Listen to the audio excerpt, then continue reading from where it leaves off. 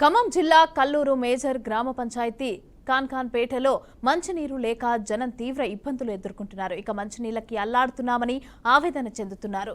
అధికారులు ఈ విషయంలో పట్టించుకున్న పరిస్థితే లేదని వారు ఆవేదన వ్యక్తం చేశారు. మిషన్ భగీరథ ద్వారా మంచినీళ్లు ఇవ్వటం లేదని, గ్రామ పంచాయతీ ఇచ్చే మురికి నీళ్లు తాగి రోగాల బారిన పడుతున్నామని తెలిపారు. పారిశుద్ధ్యంతో మురుగునీరు కాల్వ నిల్వ వల్ల దోమల కాటుతో కూడా ప్రజలు అనారోగ్యానికి గురవుతారని ఆందోళన చెందుతున్నారు. అధికారులు ఇప్పటికైనా చర్యలు తీసుకోవాలని కోరుతున్నారు. శుభ్రంగా రావట్లేదండి. అది మిషన్ రాదనో భగీరథ ఏదో పైపులు పెట్టారు.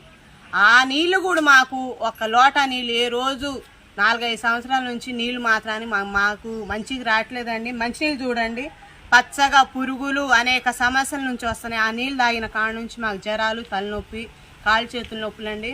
మా ఇంట్లో 2 పాపలకు జ్వరం ఈ నీళ్ళే తాగుతున్నామండి. అదిను మాకు కాలువలు శుభ్రంగా లేవండి. కాలువలో మొత్తం బయట నీళ్ళు అంటే వాడకం చేసే నీళ్లు, మనం బాత్రూమ్ నీళ్ళు అన్నీ కాలువలోకి వస్తున్నాయి. ఆ నీళ్ళు కూడా బాగా చికాకుగా ఉన్నాయండి. ఆ కాలువ శుభ్రం చేయడం, కాలువలో చెత్త చికాకులు చెట్లు అవన్నీ నరికియడం,